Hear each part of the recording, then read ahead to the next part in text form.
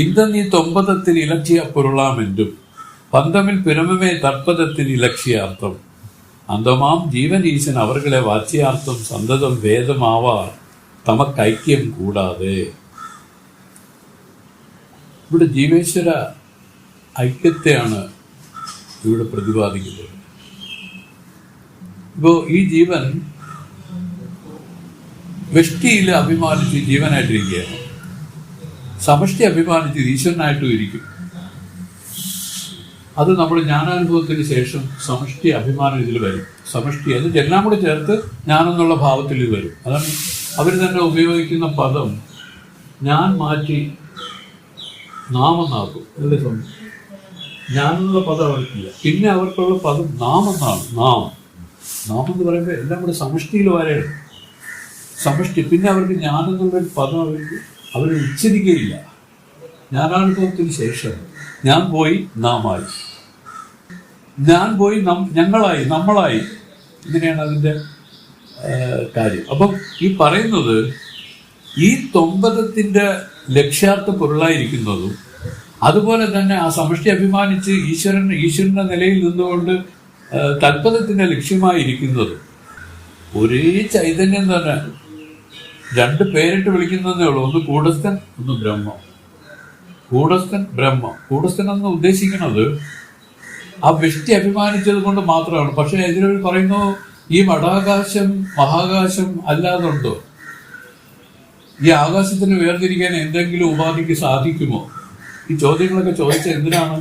ഒരിക്കലും ആകാശത്തെ മഠത്തിനോ കടത്തിനോ പരിച്ഛിന്നമാക്കാൻ സാധിക്കില്ല.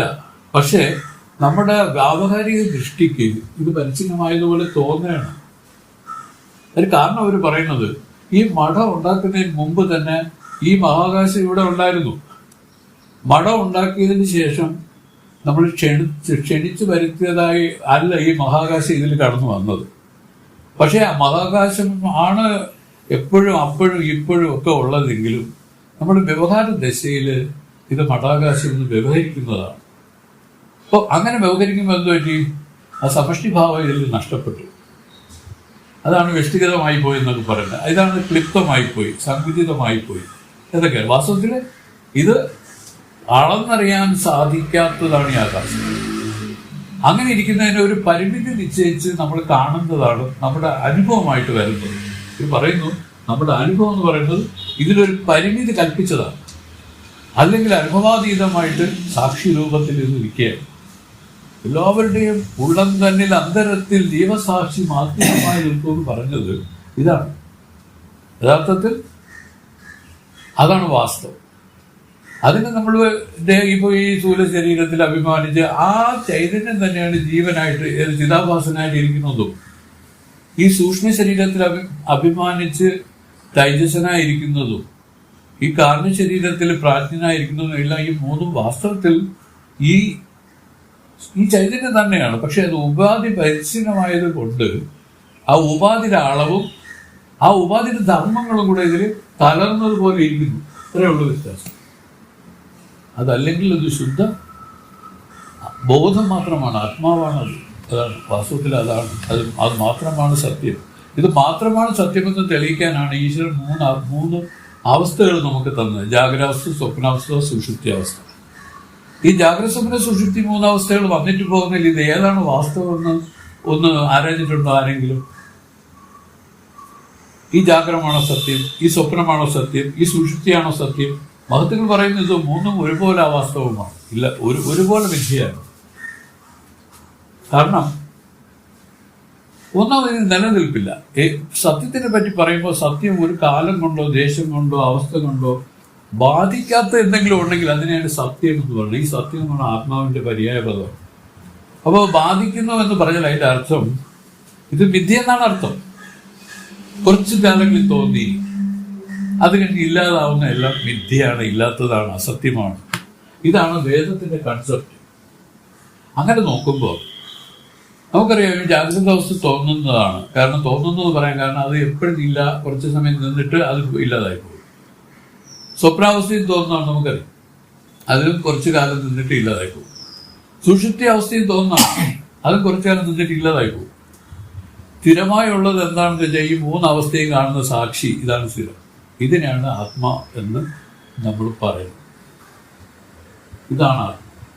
ഈ മൂന്നവസ്ഥകളും മാറിപ്പോകുന്ന മൂന്നവസ്ഥകൾക്കും മാറാതെ നിന്ന് ഏതൊരു അറിവാണോ ഇതിനെല്ലാം പ്രകാശിപ്പിച്ച് അറിഞ്ഞ് ആനന്ദമായിരിക്കുന്നത്, അതാണ് ആത്മാ. ഇതാണ് വേദം നമുക്ക് പഠിപ്പിക്കുന്ന കാര്യം. ഇതിനെ മനസ്സിൽ വെച്ചുകൊണ്ട് വേണം നമ്മൾ ഇതിനെ നോക്കിക്കാണാൻ. പറയണ ഇന്ത നീ തൊമ്പതற்கு ഇലക്ഷ്യ പൊരുളാമെന്നു. ഇത് ഇതിന്റെ ഈ തൊമ്പതത്തിന്, തൊമ്പതെന്ന് വെച്ചാൽ ഈ ജീവന്റെ മുഖ്യാർത്ഥത്തിലിരിക്കുന്ന ജീവന്റെ ലക്ഷ്യാർത്ഥമായിട്ടിരിക്കുന്നു. ഏത്? ഈ കിളിക്കൂടത്ത്. അത് കഴിഞ്ഞിട്ട് അവർ പറയുന്നു ഈ തൽപദത്തിന്റെ ലക്ഷ്യാർത്ഥമായിട്ടാണ് ബ്രഹ്മം ഇരിക്കുന്നത്. ജീവേശന്മാരുടെ വ്യത്യാസം വാസ്തവത്തിൽ എന്താണ് കൃഷ്ണൻ? വ്യഷ്ടി സമഷ്ടി, വേറൊന്നുമില്ല. വ്യഷ്ടി ജീവൻ, സമഷ്ടി ഈശ്വരൻ. വ്യഷ്ടി എന്ന് വെച്ചാൽ ഒരു മരത്തിന് വ്യഷ്ടി എന്ന് പറയാം, ഒരു വനത്തിന് സമഷ്ടി എന്ന് പറയും. മരങ്ങളെല്ലാം കൂടെ ചേർന്നതിനാണ് സമഷ്ടി എന്ന് പറഞ്ഞിട്ട് വനം എന്ന് പറഞ്ഞത്. വ്യഷ്ടി എന്ന് പറയുമ്പോൾ ഒരു മരവും ഒരു വനവും പോലെയുള്ള വ്യത്യാസമാണ്. ഇതാണ് വ്യഷ്ടി സമഷ്ടി വ്യത്യാസം. വാസ്തവത്തിൽ ഇതാണ് ഈശ്വരൻ ജീവനായിട്ടുള്ള വ്യത്യാസം. ഇത് രണ്ടും ബ്രഹ്മമല്ല. പക്ഷെ ഇത് ബ്രഹ്മമാണെന്ന് എപ്പോ പറയാമെന്ന് ചോദിച്ചാൽ ഇതിന്റെ രണ്ടുപേരുടെയും ലക്ഷ്യാർത്ഥ പൊരുളിനെ ചിന്തിച്ചു വന്നാൽ അത് തങ്ങളിൽ ഐക്യമുണ്ട്. അതുപോലെ ഐക്യമുണ്ടെന്ന് വെച്ചാൽ രണ്ടും ഒന്നാണ്. വാസ്തവത്തിൽ ഇത് രണ്ടും ഒന്നാണെന്ന് കാണുന്നതിനെയാണ് തത്വമസി നമുക്ക് തത്വമസി ബോധിപ്പിക്കുന്നത്. തത്വമസി മഹാവാക്യം ഈ ജീവബ്രഹ്മങ്ങളുടെ, ഈ ജീവേശ്വരന്മാരുടെ ഐക്യത്തെ ബോധിപ്പിക്കുകയാണ്. നമ്മൾ കഴിഞ്ഞ ആഴ്ചയിൽ ഒരു കാര്യം പറഞ്ഞു. എന്തുകൊണ്ടാണ് ഈ ഈശ്വരനെ ജീവനെ ഇങ്ങനെ പറഞ്ഞ് ബോധിപ്പിക്കുന്നതിന്, പിന്നെ തങ്ങളുടെ ഐക്യം ബോധിപ്പിക്കേണ്ടതിന്റെ കാര്യം എന്താണെന്ന് നമ്മൾ പറഞ്ഞു. ഓർമ്മയുണ്ടോ?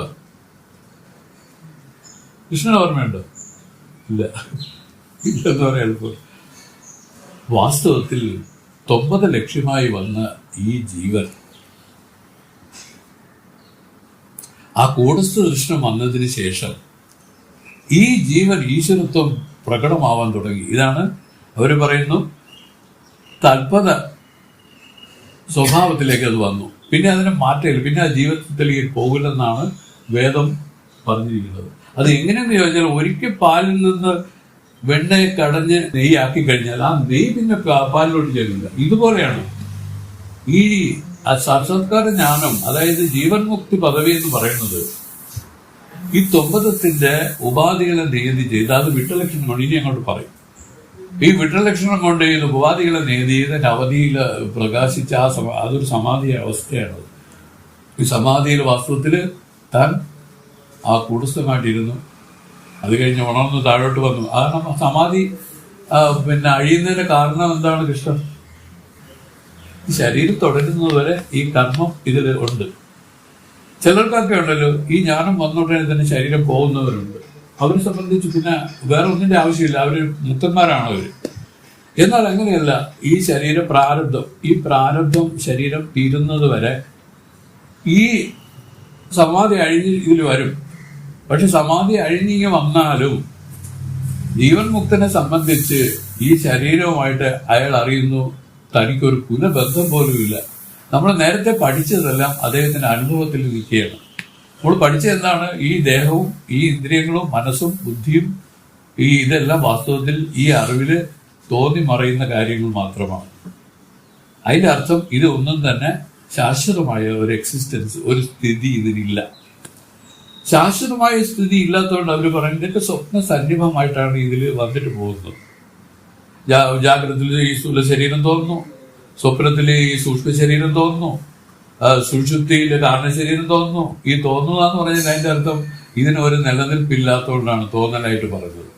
വേദം എന്നെ പറഞ്ഞു ഇതിൽ കേവലം വിവർത്തമാണ്, ഈ അറിവിലൊരു വിവർത്തമാണ്. ഏത്? ഈ സ്ഥൂലസൂക്ഷ്മ കാരണ ശരീരങ്ങൾ. ഈ 3 ശരീരങ്ങളും, അതാണ് ആത്മാ. ഈ 3 ശരീരങ്ങൾക്ക് വ്യതിരിക്തൻ, ഈ പഞ്ചകോശ വിലക്ഷണൻ, ഈ അവസ്ഥാത്രയങ്ങൾക്ക് സാക്ഷി, അതുപോലെ സച്ചിദാനന്ദൻ സ്വരൂപൻ. ഇങ്ങനെ 4 രൂപത്തിൽ ഈ ആത്മാവിനെ നിർണയിക്കുന്നുണ്ട് വേദം.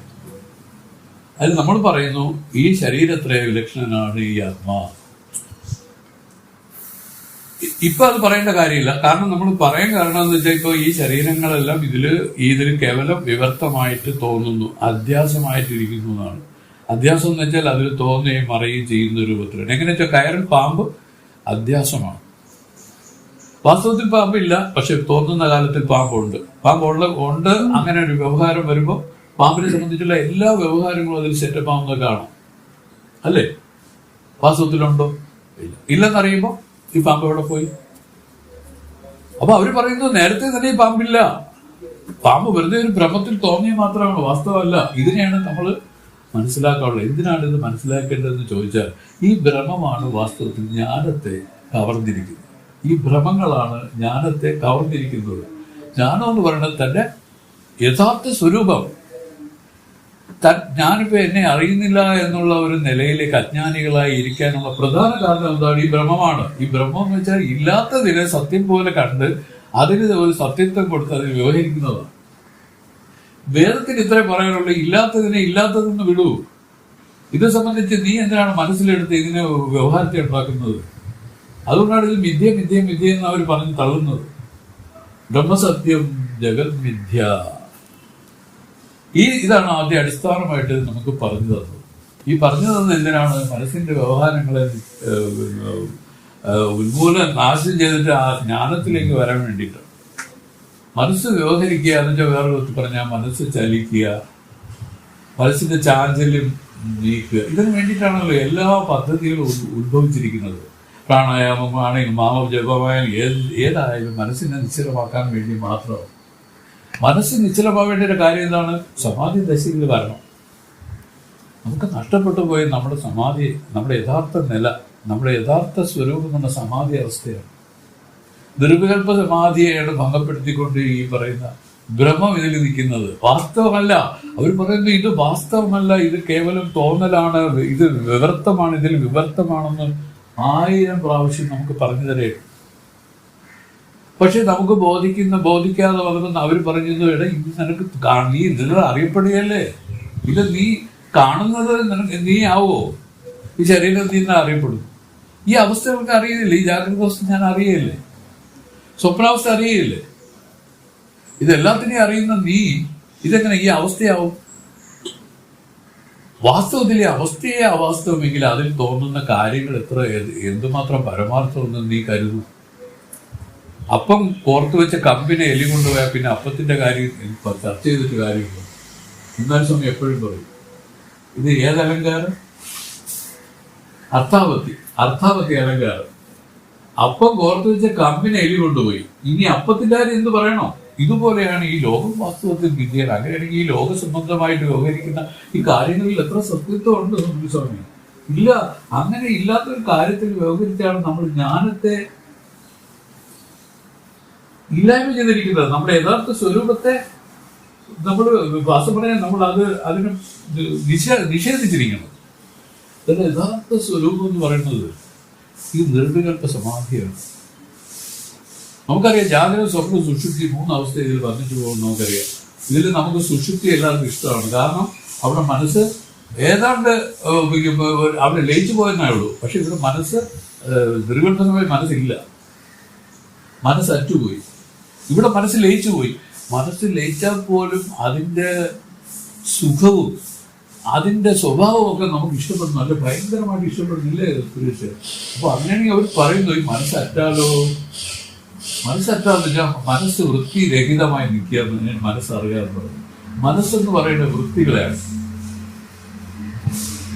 വൃത്തി വേറെ ഒന്നുമില്ലേ? ഈ രാഗദ്വേഷ മതമത്സരങ്ങളെ തന്നെ വൃത്തികൾ.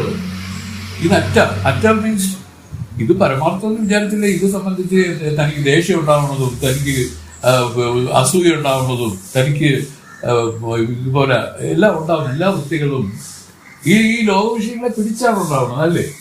ലോക വിഷയങ്ങൾ ഇല്ലെങ്കിൽ ഒരു വൃത്തി ഉണ്ടാവേണ്ട കാര്യമുണ്ടോ ഒരാൾക്ക്? ഇല്ല. ഒരാൾ പറഞ്ഞു നിവൃത്തമായിട്ട് അത് വാസ്തവത്തിൽ അത് നിർവികൽപ്പ സമാധിയാണ്. അതിന് ആദ്യം അവർ പറയും സവികൽപ്പ സമാധി. വേറൊരു രൂപത്തിൽ നമ്മൾ മുമ്പ് ഇതൊക്കെ പറഞ്ഞു കേട്ടിട്ടുണ്ട്. വാസ്തവത്തിൽ ഈ വർത്തമാനകാലമാണ് വാസ്തവം. വർത്തമാനകാലം പരമാർത്ഥമായിരിക്കെ അതിൽ ഭൂതവും ഭാവിയും മനസ്സ് സൃഷ്ടിക്കുന്നതാണ്. മനസ്സാണ് ഭൂതത്തെയും ഭാവിയും കൊണ്ടുവരുന്നത്. വാസ്തവത്തിൽ വർത്തമാനത്തിൽ ഒരു വ്യവഹാരമില്ല. പക്ഷെ ഭൂതകാലത്തെ ചിന്തിച്ച് മനസ്സ് ചിത്തം വരുമ്പോഴും ഭാവി കാലത്തെ ചിന്തിച്ച് മനസ്സ് വരുമ്പോഴുമാണ് ഈ പറയുന്ന വിഷമങ്ങൾ ഇതിൽ വരുന്നത്. നാളെ എന്താകും? അപ്പൊ ദുഃഖമായി. ഇന്നലെ അങ്ങനെയായിരുന്നു, ഇങ്ങനെയായിരുന്നു, അതും ദുഃഖം തന്നെ. പക്ഷെ ഇന്ന് അറ്റ് പ്രസന്റ് കണ്ടീഷനിൽ യാതൊരു വ്യവഹാരമില്ല. വാസ്തവത്തിൽ ഇത് സവികല്പ നിലയാണ്. വാസ്തവത്തിൽ നമ്മൾ അഭിമുഖീകരിക്കുന്ന ഈ ജാഗ്രത അവസ്ഥ സവികല്പ സമാധിയാണ്. മഹത്തുക്കളുടെ സവികല്പ സമാധിയാണ്. നമ്മളിപ്പോ സ്വപ്നാവസ്ഥ പോലെ നമ്മൾ കൈകാര്യം ചെയ്യുന്നത്. സ്വപ്നാവസ്ഥ എപ്പോഴാണ്? കഥയില്ലാത്ത കാര്യങ്ങൾ ഇതിൽ വലിച്ചടിച്ച് കൊണ്ടുവന്ന് അതിൽ സങ്കല്പ വികല്പങ്ങൾ ചെയ്യുന്നത്. അപ്പോഴത് സ്വപ്നമായി അല്ലേ? സ്വപ്നം പോലെ എന്താണ്? സങ്കല്പം ചെയ്തതിനെ കാണുന്നതാണ്. സത്യത്തിൽ നോക്കുക എന്താണുള്ളത്? പരമാർത്ഥത്തിലുള്ളത് ആ അറിവ് മാത്രമാണ്. ആ അറിവാണ് വാസ്തവം. ഈ അറിവാണ് എപ്പോഴും ഉള്ളത്. അതിന് വേറെ നിന്നാൽ കാണാൻ സാധിക്കില്ല. അതുകൊണ്ടാണ് പറഞ്ഞ കയറിൽ പാമ്പെന്നുള്ള ഭ്രമം ഒഴിഞ്ഞാൽ കയറിന് പ്രത്യേകിച്ച് പ്രകാശിക്കണമെന്ന് പറയേണ്ട കാര്യമുണ്ടോ സുരേഷ്?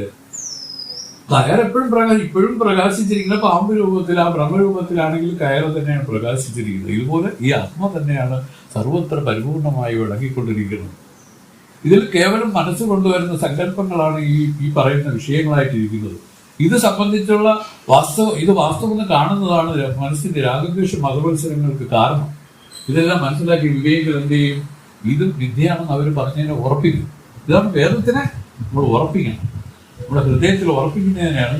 അത് ഉറപ്പിക്കുമ്പോൾ ആ ഉറപ്പിച്ച് ആ രൂപത്തിൽ നിന്നുകൊണ്ട് ഈ ലോകത്തെ നോക്കിക്കഴിഞ്ഞാൽ വൃത്തിയില്ല. ഉണ്ടോ? മനസ്സിൽ അനങ്ങും. മനസ്സിന് താഴ്ത്തുന്ന പരിപാടിയാണ്. വാസ്തവത്തിൽ ഇതിന്റെ മനസ്സിന്റെ ശുദ്ധിക്കാണെങ്കിലോ ഈ വേദം ഉത്ഭവിച്ചിരിക്കുന്നത് തന്റെ സ്വരൂപത്തെ വിളക്കാനൊന്നും വേണ്ട. കയറിൽ പാമ്പ് തോന്നി ആ ഭ്രമത്തെ ഉണ്ടാക്കിക്കൊണ്ടിരിക്കുമ്പോഴും വാസ്തവമായ കയറ് അറിയണമെങ്കിൽ എന്ത് വേണം? ഈ ഭ്രമത്തെ ഇല്ലാതാക്കിയാൽ മതി. പോലും ഭ്രമത്തെ ഇല്ലാതാക്കുന്നതിന് പകരം കയറിനെ കൊണ്ട് സൃഷ്ടിക്കേണ്ട കാര്യമുണ്ടോ? കയറ് തന്നെയാണ് അവിടെ എപ്പോഴും വിളങ്ങിക്കൊണ്ടിരിക്കുന്നത്. പക്ഷേ ഇപ്പം നമുക്ക് അജ്ഞാനത്തിലിരുന്ന ഒരു ഭ്രമത്തെയാണ് അത് വിളക്കിയിരിക്കുന്നത്. ഇതിൽ സത്യബുദ്ധിയോടുകൂടി മരുവി വെറുതെ ജന്മം പാഴായി കളയുന്നു എന്നാണ് വേദം പറയുന്നത്. അപ്പൊ ഇതാണ് 9 തൽപദങ്ങളെ ഇവിടെ പ്രഖ്യാപിക്കാൻ കാരണം. വടനൂർ വല്ലവർകൾ ചൊല്ലും വാചകപ്പൊരുൾ ചേരാമൽ ഇടരാകിൽ പൊരുളാം വണ്ണം ഇലക്കണൈ ഉരയാർ കൊള്ളുവാർ ദൃഢമാന അതും മൂണ്ട ചെപ്പുവാർ വിട്ടതെന്റും വിടലില്ലാത്തതെന്റും വിട്ടുവിടാത്തതെന്റും പേരാമേ. വടനൂർ വല്ലവർകൾ എന്ന് പറയുന്ന വടകലയിൽ നിപുണരായ പണ്ഡിതന്മാരെന്നാണ് അർത്ഥം. ചൊല്ലും ശ്രുതിസ്മൃതികളിൽ പറയുന്ന വാചകപ്പൊരുൾ വാച്യാർത്ഥങ്ങൾ ചേരാമൽ ചേർച്ചയില്ലാതെ ഇടറാകിൽ വിരോധമാകുമെങ്കിൽ പൊരുളാം വണ്ണം വിരോധ പരിഹാരമാകും വിധം അർത്ഥം വരും പ്രകാരം ലക്ഷണവാക്യത്തെ കൊള്ളുവാർ സ്വീകരിക്കും. ദൃഢമാന അതുവും ദൃഢമായ ലക്ഷണയും ചെപ്പുവാർ 3 വിധം പറയപ്പെടുന്നു. അവകൾ വിട്ടത് എന്നും, അതായത് ജഹൽ ലക്ഷണ എന്നും, വിടൽ ഇല്ലാത്തതെന്റും അജഹൽ ലക്ഷണ എന്നും, വിട്ടുവിടാത്തതെന്റും ജഹദ് അജഹൽ ലക്ഷണ എന്നും ചൊല്ലപ്പെടും. ഇത് പറഞ്ഞില്ലേ? ഇത് ജീവന്റെ ഉപാധികളെ വിട്ട ലക്ഷണം കൊണ്ട്, അതാണ് ജഹൽ ലക്ഷണം കൊണ്ട് നേടിയത്. അതുപോലെ ഈശ്വരന്റെ ഉപാധികളെ വിടാത്ത ലക്ഷണം കൊണ്ട് നേടിയത്, അതാണ് അജഹൽ ലക്ഷണം. ഇനി ഇവർ തങ്ങളുടെ ഐക്യത്തിന് അതിനെ പറയുന്നത് വിട്ടുവിടാതെ ലക്ഷണം, അതായത് ജഹദ് അജഹൽ ലക്ഷണം, വിട്ടുവിടാ ലക്ഷണം. ഇങ്ങനെ 3 ലക്ഷണങ്ങൾ കൊണ്ടാണ് ഈ ജീവന്റെയും ഈശ്വരന്റെയും ശിവന്റെയും ലക്ഷ്യാർത്ഥത്തെ സാധൂകരിക്കുന്നത് എന്നാണ് ഈ പദ്യം കൊണ്ട് ഉദ്ദേശിക്കുന്നത്. ഇത് വലിയ അധികാരികൾക്ക് പറഞ്ഞു കൊടുക്കുന്നതാണ്. വലിയ അധികാരികൾ ഇതിലൊക്കെ കയറി ഇവരൊക്കെ അധികാരികളാണ്. ഇതിന്റെ പരമാർത്ഥത്തെ അറിയാൻ വേണ്ടി അവർ തപസ് ചെയ്ത് കഴിയുന്നവരാണ്. എന്താണ് വാസ്തവം? ആ ഗുരുകാരുണ്യം ഇതിൽ വന്നു ചേരണം. ഇതെല്ലാം കൂടെ വന്ന് ചേർന്നാൽ മാത്രമേ ഇതിൻ്റെ അനുഭവം ഇതിൽ ഉറയ്ക്കൂ. അപ്പം അങ്ങനെ വന്ന് ചേരുമ്പം അതിൻ്റെ അവരുടെ വിചാരഗതികൾക്കൊക്കെ ഒപ്പമായിട്ട് ഈ ശാസ്ത്രം അതിന് പറഞ്ഞു കൊടുക്കുകയാണ്. സുരേഷ്, ഇത് വാച്യാർത്ഥമല്ല, ഇത് നമ്മുടെ അനുഭവത്തെ പറയണം. അപ്പോൾ അനുഭവത്തെ പറയുമ്പോൾ ആ അനുഭവമായിട്ട് ചേർന്ന് നിൽക്കുന്നവർക്കാണ് ഇത് മനസ്സിലാക്കാൻ പോലും സാധിക്കുന്നത്. അതുകൊണ്ടാണ് പറഞ്ഞത്, ഇതെല്ലാം സാധകൻ വളരെ കാലം ഇങ്ങനെ തപസ് ചെയ്ത് കഴിഞ്ഞ് വരവേ ആ ഗുരു ഇതിൽ കൊള്ളാമെന്ന് കണ്ടുപിടിച്ച് പറഞ്ഞു കൊടുക്കുന്ന കാര്യങ്ങളായിട്ടാണ് ഇതെല്ലാം ഇരിക്കുന്നത്.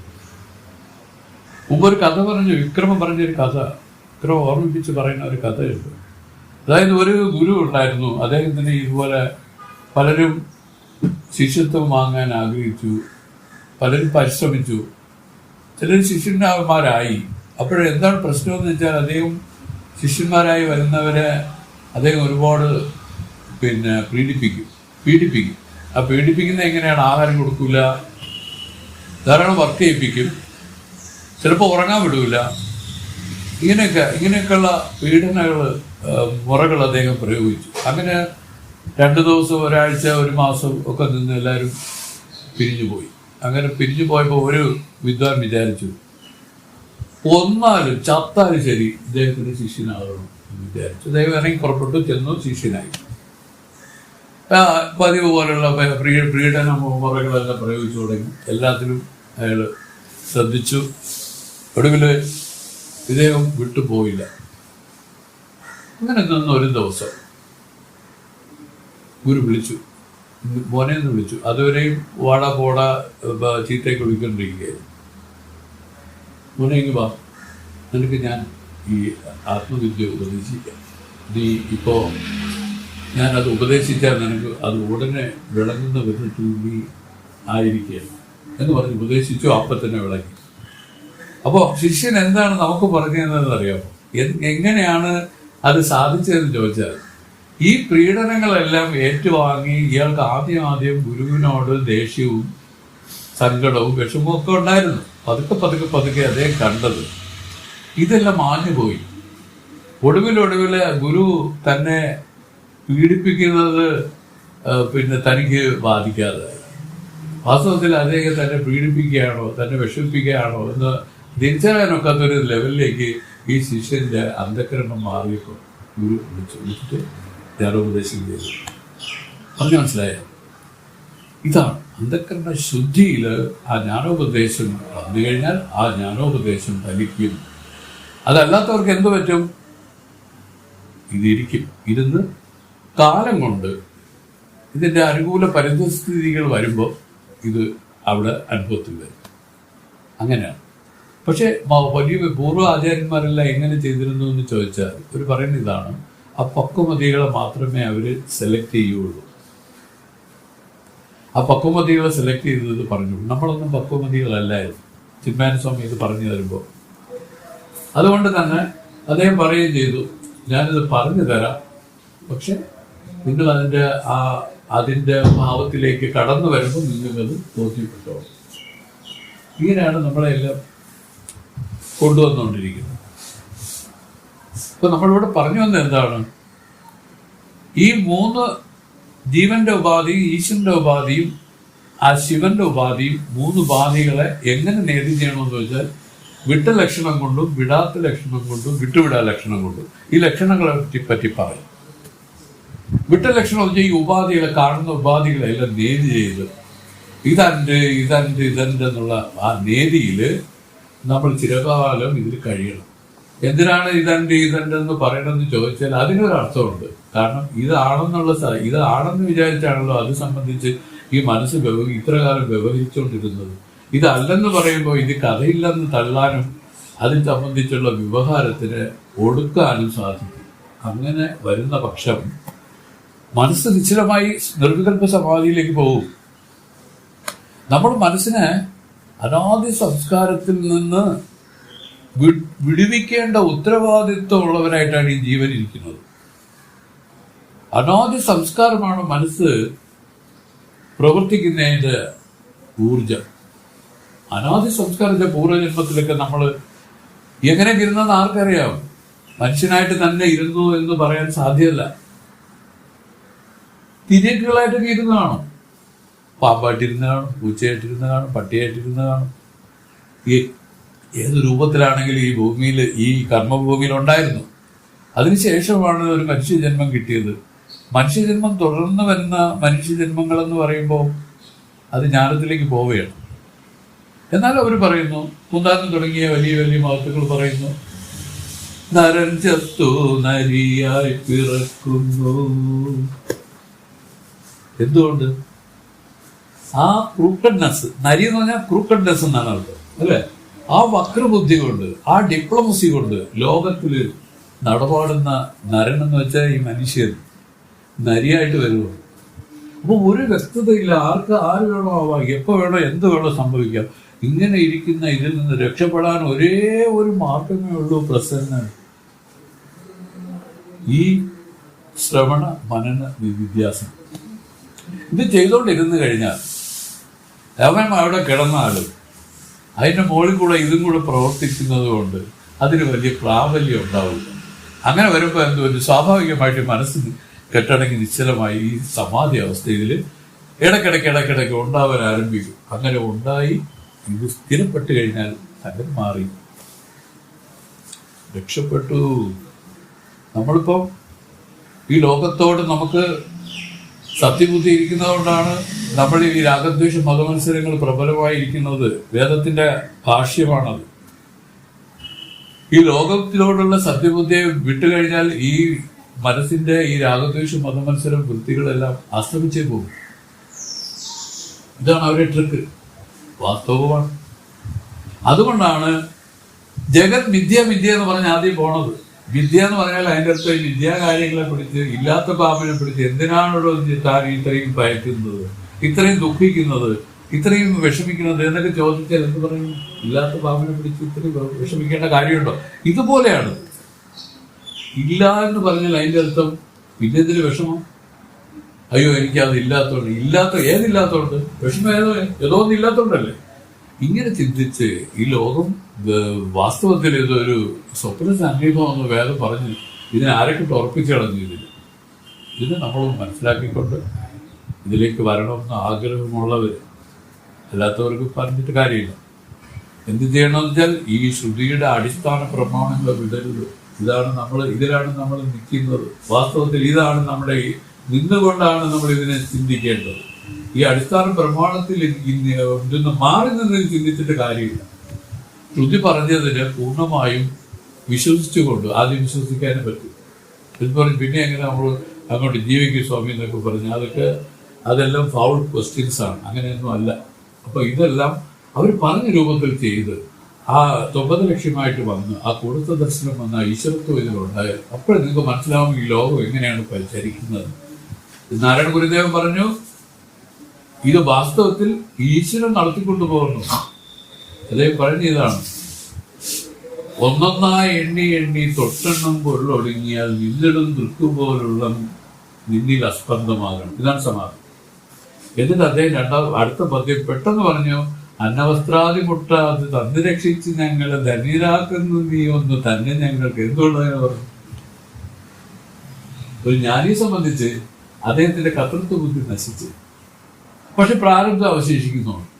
ഈ പ്രാരബ്ധ ശരീരത്തിന് എന്തൊക്കെ വേണം? വായു, ജലം, അഗ്നി, അതുപോലെ ആഹാരം, ഇതെല്ലാം ആവശ്യമാണ്. പിന്നെ ഈ ശരീരത്തെ നോക്കുന്നത് ഈ ജ്ഞാനിയല്ല. കാരണം അദ്ദേഹത്തിന്റെ റോള് കഴിഞ്ഞു. മനസ്സിലായില്ലേ? ജ്ഞാനം ഉണ്ടായി കഴിഞ്ഞ ഈ ഉപാധി പോയി. അവരെ സംബന്ധിച്ച് ഈ ഉപാധി നശിച്ചു എന്ന് തന്നെ പറയാം. രമണ ഭഗവാൻ പറയുന്നത് ഈ വാസ്തവത്തിൽ ഈ പറയുന്ന ഈ പ്രാരബ്ധ കർമ്മവും സഞ്ചിത കർമ്മവും ആഗാമി കർമ്മവും 3 ഭാര്യമാരെന്ന് പറഞ്ഞ് സ്വാമി പറഞ്ഞെന്താണെന്നറിയാമോ? ഒരാൾക്ക് 3 ഭാര്യമാര്. ആ ആളിന്റെ മരണത്തിൽ ഈ 3-ൽ ഏതെങ്കിലും ഒരു ഭാര്യയ്ക്ക് വിധവ അല്ലാതായിരിക്കാൻ പറ്റുമോ? 3 ഒരുമിച്ച് വിധവകളാവില്ലേ? ഇവിടെ ജ്ഞാനം എന്ന് പറഞ്ഞാൽ ഈ അഹങ്കാരിയുടെ നാശമാണ്. ഈ അഹങ്കാരിയുടെ നാശത്തിൽ ഈ പറയുന്ന 3 കർമ്മങ്ങളും ഒരുപോലെ ഇല്ലാതായിപ്പോ എന്നാണ് രമണ ഭഗവാനെ പോലുള്ള ആചാര്യന്മാർ പറയുന്നത്.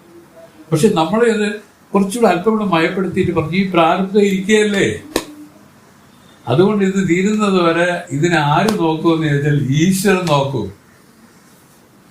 ഈശ്വരനാണ് പിന്നീട് ഇതിന്റെ എന്തോ പറയും, യോഗക്ഷേമം വഹാമ്യം എന്നൊക്കെ പറയുന്നത് ഈശ്വരനാണ്. അവിടെ എങ്ങനെ ഇപ്പൊ സുരേഷ് നമ്മൾ വിചാരിക്കും ഇതെല്ലാം നമ്മുടെ കഴിവ് കൊണ്ടാണ് ഇതെല്ലാം നടന്നു പോകണമെന്ന് നമ്മൾ കരുതുന്നു. പക്ഷെ ജ്ഞാനോദയത്തിന് ശേഷം അതേ വ്യക്തിക്ക് മനസ്സിലായി, ആ ആളിന് മനസ്സിലായി ഇതെല്ലാം ഈശ്വരൻ നോക്കിക്കൊണ്ടു പോകുന്നു.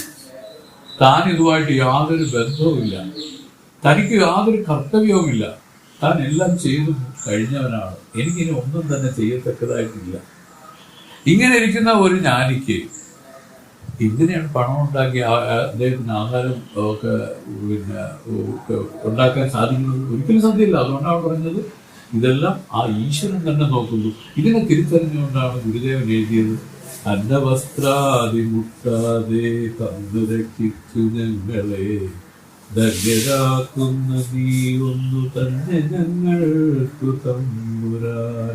വാസ്തവത്തിൽ അത് തിരിച്ചറിഞ്ഞതിനെയാണ് അവിടെ എഴുതി വെച്ചത്.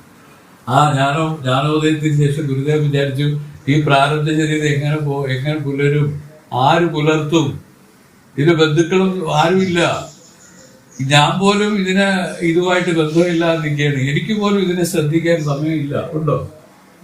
ഒരു ജ്ഞാനിക്ക് ഇതിനെ ശ്രദ്ധിക്കാൻ സമയമില്ല. സമയം അതേ സർവസമയവും ആ ധ്യാനത്തിലും അങ്ങ് മുഴുകി അങ്ങ് പോവുകയാണ്. അപ്പോഴാണ് ചിന്മയസ്വാമി പറഞ്ഞൊരു കാര്യം കൂടെ നിങ്ങൾക്ക് പറഞ്ഞത്.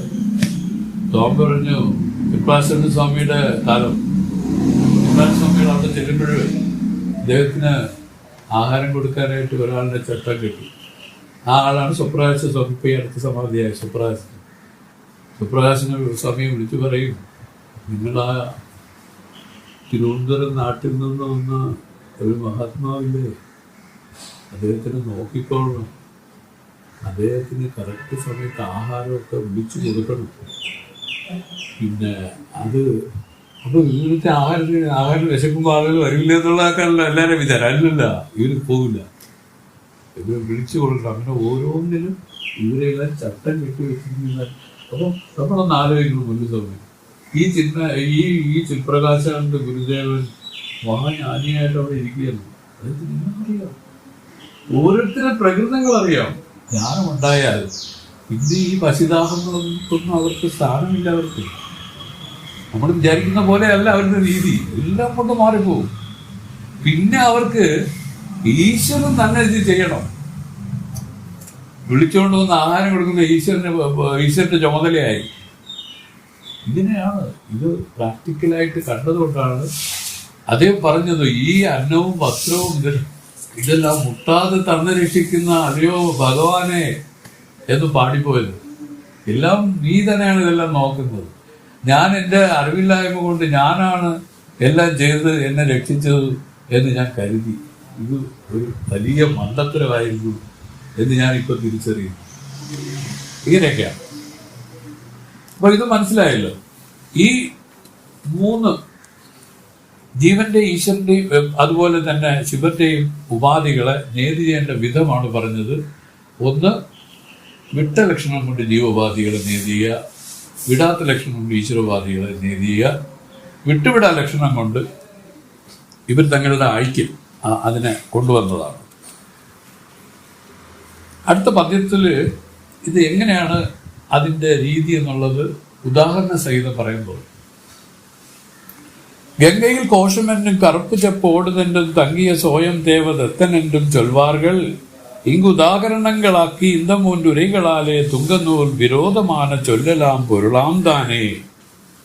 ഗംഗയിൽ കോശമെന്നും കറുപ്പ് ചെപ്പോടുതെന്നും തങ്ങിയ സോയം ദേവദത്തനെന്നും ചൊൽവാർകൾ ഇങ്ങുദാഹരണങ്ങളാക്കി இந்த മൂന്നുരകളാലെ തുങ്കനൂൽ വിരോധமான ചൊല്ലലാം പൊരുളാം താനേ. ഗംഗയിൽ കോശമെന്നും, ഗംഗയിൽ ഗ്രാമം ഇരിക്കുന്നുവെന്നും, കറുപ്പ് താങ്ങി ചുവപ്പ് ഓടുന്നുവെന്നും, കറുപ്പ് നിൽക്കെ ചുവപ്പ് ഓടുന്നുവെന്നും, സ്വയം ദേവദത്തനെന്നും, ഈ ദേവദത്തനെന്നും ഇങ്ങ് ഉദാഹരണങ്ങളാക്കി വാക്യാർത്ഥങ്ങൾ വിരോധമായ സ്ഥലത്ത് ഈ മൂന്നിനെയും ഉദാഹരണങ്ങളാൽ കൽപ്പിച്ച് ചൊൽവാർ വടനൂർ പണ്ഡിതന്മാർ പറയുന്നു. இந்த 3 വരികളാലെ, ഈ 3 വിവിധ ലക്ഷണവാക്യങ്ങളാലെ തുങ്കനൂൽ മഹത്വമുള്ള ശാസ്ത്രങ്ങളിൽ വിരോധമാണ് ചൊല്ലലാം, വിരോധമായുള്ള വാക്യങ്ങളെല്ലാം താനേ കൊള്ളാം, വിരോധ പരിഹാരമായി താനേ അർത്ഥമാകുന്നു. വാച്യാർത്ഥം മുഴുവനും വിട്ട് വാച്യാർത്ഥ സംബന്ധികളെ ഉണർത്തുന്നത് വിട്ട ലക്ഷണം എന്ന് പറയപ്പെടും. എങ്ങനെയാൽ ഒരുവൻ ഗംഗയിൽ ഗ്രാമം ഇരിക്കുന്നു എന്ന് പറഞ്ഞാൽ അവിടെ ഗംഗ പദത്തിന്റെ വിട്ടലക്ഷണം തീരത്തിൽ ഇരിക്കുന്നു എന്നാകും. എന്തെന്നാൽ ഗംഗ എന്നത് പദത്തിന്റെ വാച്യാർത്ഥം. ദേവനദിയായ ഗംഗ പ്രവാഹം എന്നാകും. ആ നദിയിൽ ഗ്രാമത്തിന് സ്ഥിതി ലഭിക്കുകയില്ല. അതിന്റെ തീരത്തെ ഉണർത്തുന്നത് കാണുക. ഈ സംബന്ധത്തിന് ലക്ഷണം എന്ന് പറയുന്നു. ഇവിടെ ഗംഗ എന്ന പദത്തിന്റെ വാച്യമായ പ്രവാഹത്തിന്റെ തീരത്തോട് സംയോഗ സംബന്ധമുണ്ട്. അതിനാൽ ഗംഗ എന്ന പദത്തിന്റെ വാച്യാർത്ഥത്തിൽ തീരത്തോടുള്ളതായ സംബന്ധം ലക്ഷണം. വാച്യം മുഴുവനും ത്യാഗം ചെയ്യുന്നതിനാൽ ഇത് വിട്ട ലക്ഷണം. വാച്യാർത്ഥത്തോട് കൂടിയ വാച്യത്തിന്റെ സംബന്ധിയുടെ ജ്ഞാനം ഏത് പദത്തിനാൽ ഉണ്ടാകുമോ ആ പദത്തിൽ വിടാത്ത ലക്ഷണം ഉണ്ടെന്നറിയുക. എങ്ങനെയെന്നാൽ കറുപ്പ് നിന്നത് ചുവപ്പ് ഓടുന്നു എന്ന് ഒരുവൻ പറഞ്ഞാൽ അവിടെ കറുപ്പ് ചുവപ്പ് എന്ന പദങ്ങളെ വിടാതെ ലക്ഷണ കറുപ്പ് നിറം ചുവപ്പ് നിറമുള്ള പശുവിലും അശ്വത്തിലും ഇരിക്കുന്നുണ്ട്. കറുപ്പ് ചുവപ്പ് എന്ന നാമങ്ങൾ കറുപ്പ് നിറം ചുവപ്പ് നിറങ്ങളെ ഉണർത്തും. ആയതിൽ കറുപ്പ് ചുവപ്പ് എന്ന പദങ്ങളുടെ വാച്യം കറുപ്പ് നിറം ചുവപ്പ് നിറങ്ങളാകുന്നു. അവയ്ക്ക് തനിയെ നിൽക്കാനും ഓടാനും കഴിയില്ല. ഈ കാരണത്താൽ കറുപ്പ് ചുവപ്പെന്നും പദങ്ങളുടെ വാച്യമായ കറുപ്പ് നിറം ചുവപ്പ് നിറം ഇവയോട് കൂടി പശുവിലും അശ്വത്തിലും കറുപ്പ് ചുവപ്പെന്ന പദങ്ങളുടെ വിടാത്ത ലക്ഷണങ്ങളുണ്ട്. ഗുണഗുണികൾക്ക് താരതമ്യ സംബന്ധം ഉണ്ടെന്ന് വരുന്നു. കറുപ്പ് ചുവപ്പുകൾ രൂപത്തിൽ ഭേദമില്ലാത്തതിനാൽ ഗുണമാകുന്നു. അതിനാൽ കറുപ്പ് ചുവപ്പ് എന്ന പദങ്ങളുടെ വാച്യമായ കറുപ്പ് ചുവപ്പ് ഗുണങ്ങൾക്ക് അവകളുടെ ഗുണികളായ പശു കുതിരകളോട് ഏതൊരു താതാത്മ്യ സംബന്ധമുണ്ടോ അത് ലക്ഷണ. വാച്യത്തെ വിടാതെ അധികത്തെ ഗ്രഹണം ചെയ്യുന്നതിനാൽ ഇത് വിടാത്ത ലക്ഷണം എന്ന് പറയുന്നു. നേരത്തെ പറഞ്ഞു വിട്ട ലക്ഷണം, ഇത് വിടാത്ത ലക്ഷണം. ലക്ഷണത്തിന് ഉദാഹരണമാണ് ഗംഗയിൽ ഘോഷം എന്ന് പറഞ്ഞത്. അവിടെ വിട്ട ലക്ഷണം എന്ന് പറയുമ്പോൾ ഗംഗ എന്ന് പറയുന്ന ഒരു നദീപ്രവാഹമാണ്. അതിലൊരു ഘോഷം അല്ലെങ്കിൽ ഒരു പട്ടണം ഇരിക്കാൻ സാധിക്കില്ല. അപ്പൊ അതിന്റെ അർത്ഥം ആ ഗംഗയുടെ തീരത്ത് നിന്ന് എടുക്കുന്നതിനെയാണ് വിട്ടലക്ഷണം. ഗംഗ വിട്ടു, അതിന്റെ തീരത്ത് നിന്ന് എടുത്തതാണ് വിട്ടലക്ഷണം. ഇവിടെ അങ്ങനെയല്ല. ഇവിടെ ഈശ്വരോപാധിയെ വിടാത്ത ലക്ഷണം കൊണ്ട് നേരത്തെ ഞാൻ പറഞ്ഞപ്പോൾ ഉദാഹരണം പറഞ്ഞത് കറുപ്പ് ചുവപ്പ് ഓടുന്നു എന്നാണ്. കറുപ്പ് നിൽക്കെ ചുവപ്പ് ഓടുന്നു എന്നാണ്. ഇവിടെ എന്തായാലും നമുക്കറിയാം കറുപ്പ് ചുവപ്പ് എന്നൊക്കെ പറയുമ്പോൾ അതിന് തനിയെ ഓടാനുള്ള ഇതില്ല. അപ്പൊ കറുപ്പ് ചുവപ്പ് എന്ന് പറയുന്നത് അശ്വത്തിലും അതുപോലെ പശുവിലും വേണേൽ കൽപ്പിക്കാം. അപ്പൊ കറുത്ത പശു ഓടുന്നു അല്ലെങ്കിൽ ചുവന്ന കുതിര ഓടുന്നു എന്ന് ഉള്ളത് എടുക്കാം. അപ്പം അതുകൊണ്ട് ഇവിടെ പറയുന്നു ഈ കറുപ്പിനെ വിടാതെ തന്നെ അതിന്റെ ലക്ഷണയാണിത്. പശു അല്ലെങ്കിൽ കുതിര എടുത്തു എന്നുള്ളത്. ഈ രൂപത്തിൽ ഈശ്വരോപാധിയെ വിടാത്ത ലക്ഷണം കൊണ്ട് ചെയ്യണം. ഇവിടെ പറഞ്ഞിരിക്കുന്നത് ഏതാണ്? ചുവപ്പ് നിറങ്ങൾ, ഇത് 2 നിറങ്ങളാകുന്നു. അവയ്ക്ക് തനിയെ നിൽക്കാനും ഓടാനും കഴിയില്ല. ഈ കാരണത്താൽ കറുപ്പ് ചുവപ്പെന്നും പദങ്ങളുടെ വാച്യമായ കറുപ്പ് നിറം ചുവപ്പ് നിറം ഇവയോട് കൂടി പശുവിലും അശ്വത്തിലും കറുപ്പ് ചുവപ്പ് എന്ന പദങ്ങളുടെ വിടാത്ത ലക്ഷണമുണ്ട്. ഗുണഗുണികൾക്ക് താതാത്മ്യ സംബന്ധം ഉണ്ടെന്ന് വരുന്നു. കറുപ്പ് ചുവപ്പുകളുടെ രൂപത്തിൽ ഭേദമില്ലാത്തതിനാൽ ഗുണമാകുന്നു. അതിനാൽ കറുപ്പ് ചുവപ്പ് എന്ന പദങ്ങളുടെ വാച്യമായ കറുപ്പ് ചുവപ്പ് ഗുണങ്ങൾക്ക് അവകളുടെ ഗുണികളായ പശു കുതിരകളോട് ഏതൊരു താതാത്മ്യ സംബന്ധമുണ്ടോ അത് ലക്ഷണം. വാച്യത്തെ വിടാതെ അധികത്തെ ഗ്രഹണം ചെയ്യുന്നതിനാൽ ഇത് വിടാത്ത ലക്ഷണം എന്നും പറയുന്നു. എവിടെ പദത്തിന്റെ വാച്യാർത്ഥത്തിൽ ഒരു ഭാഗത്യാഗവും ഒരു ഭാഗ ഗ്രഹണവും ഉണ്ടോ അവിടെ ഭാഗത്യാഗ ലക്ഷണം സംഭവിക്കുന്നു. ഈ ലക്ഷണയെ വിട്ടുവിടാത്ത ലക്ഷണം എന്ന് പറയും. മുമ്പേ കണ്ട ദേവദത്തൻ എന്ന ഒരു പുരുഷനെ അന്യദേശത്തിൽ കണ്ടിട്ട് അവൻ ഇവനാകുന്നു എന്നൊരുവൻ പറഞ്ഞാൽ അവിടെ ഭാഗത്യാഗ ലക്ഷണമുണ്ട്. ഏതിനാൽ എന്നാൽ അതീത കാലത്തിൽ അന്യദേശത്തിലുള്ളവനെ അവനെന്നോ പറയുന്നു. അതിനാൽ അതീതകാലം അന്യദേശങ്ങളോട് കൂടിയവൻ അവൻ എന്ന പദത്തിന് വാച്യാർത്ഥമാകുന്നു. വർത്തമാനകാലത്തിൽ സമീപദേശത്തിലുള്ളവനെ ഇവൻ എന്ന് പറയുന്നു. അതിനാൽ വർത്തമാനകാലം സമീപദേശങ്ങളോട് കൂടിയവൻ ഇവൻ എന്ന പദത്തിന് വാച്യാർത്ഥമാകുന്നു. അതീതകാലത്തോടും അന്യദേശത്തോടും കൂടിയവനാണ് വർത്തമാനകാലത്തോടും സമീപദേശങ്ങളോടും കൂടിയ അവനായ ഇവൻ എന്നത് വാച്യാർത്ഥം. അതീതകാലവും വർത്തമാനകാലവും ഒന്നിനൊന്ന് വിരോധമായും അങ്ങനെ തന്നെ അന്യദേശവും സമീപദേശവും ഒന്നിനൊന്ന് വിരോധമായും ഉള്ളതാകയാൽ രണ്ട് പദങ്ങളിലും ദേശകാലങ്ങളായ വാച്യാർത്ഥത്തെ വിട്ട് ദേവദത്തനുടെ ദേഹമാത്രത്തിൽ രണ്ട് പദങ്ങളുടെയും ഭാഗത്യാഗ ലക്ഷണം ഉണ്ടെന്ന് കാണുക. ഇങ്ങനെയാണ് ഇത് വിട്ടുവിടാ ലക്ഷണം. വിട്ടുവിടാ ലക്ഷണക്കാണ് ഈ ഉദാഹരണം നമുക്ക് പറഞ്ഞു തന്നത്.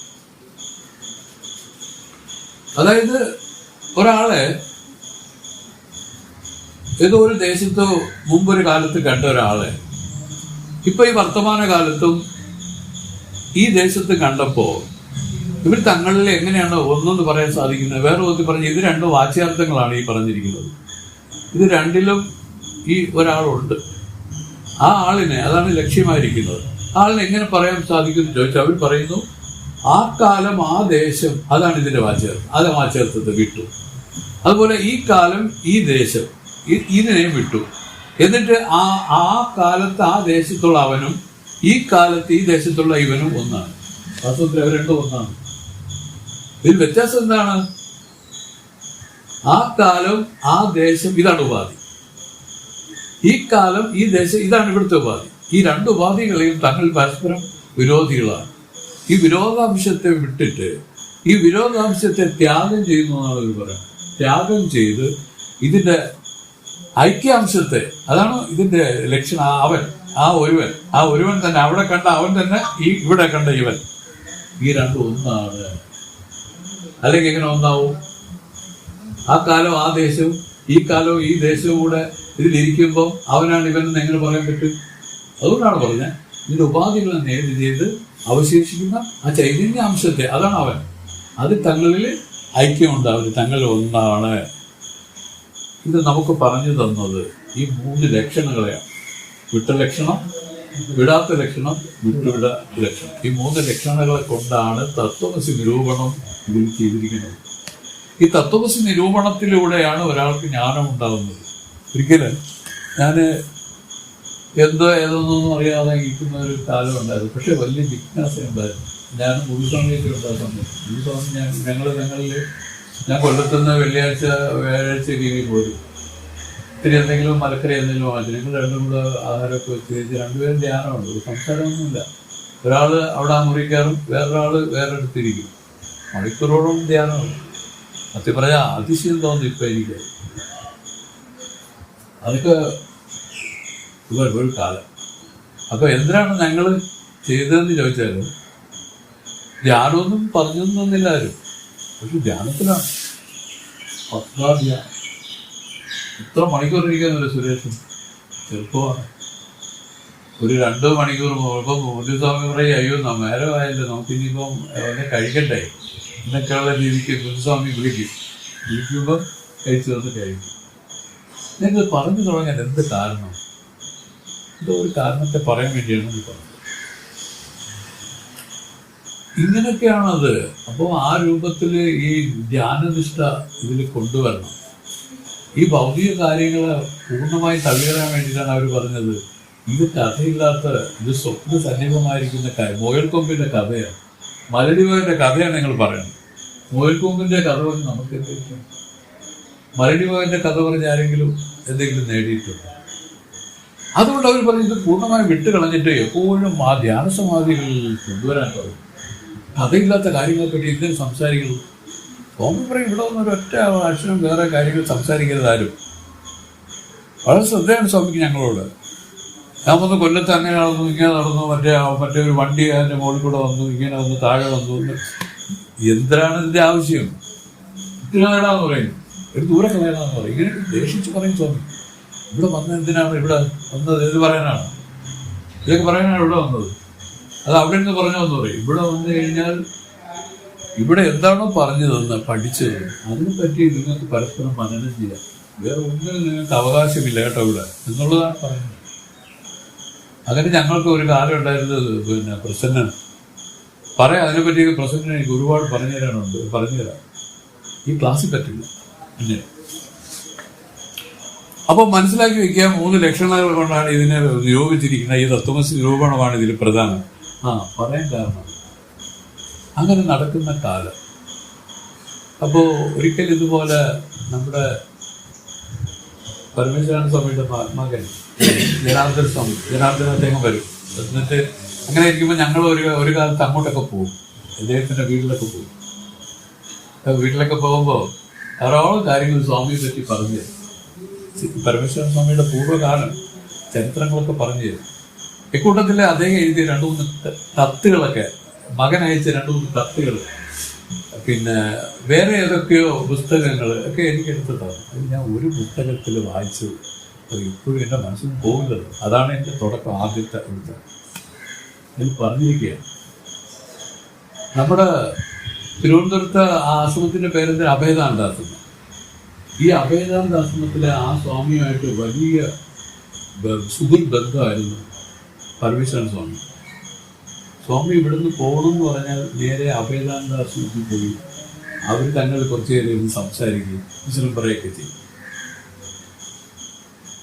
അങ്ങനെ ഒരു ബന്ധം ഇങ്ങനെ നിലനിൽക്കുക. ഈ സമയത്താണ് ഇദ്ദേഹം ഒരു ലെറ്റർ, ഏതോ ഒരു ആവശ്യത്തിൽ ഒരു ലെറ്റർ അഭയദാന സ്വാമിക്ക് അതിൽ എഴുതിക്കുന്ന ഒരു വാചകം.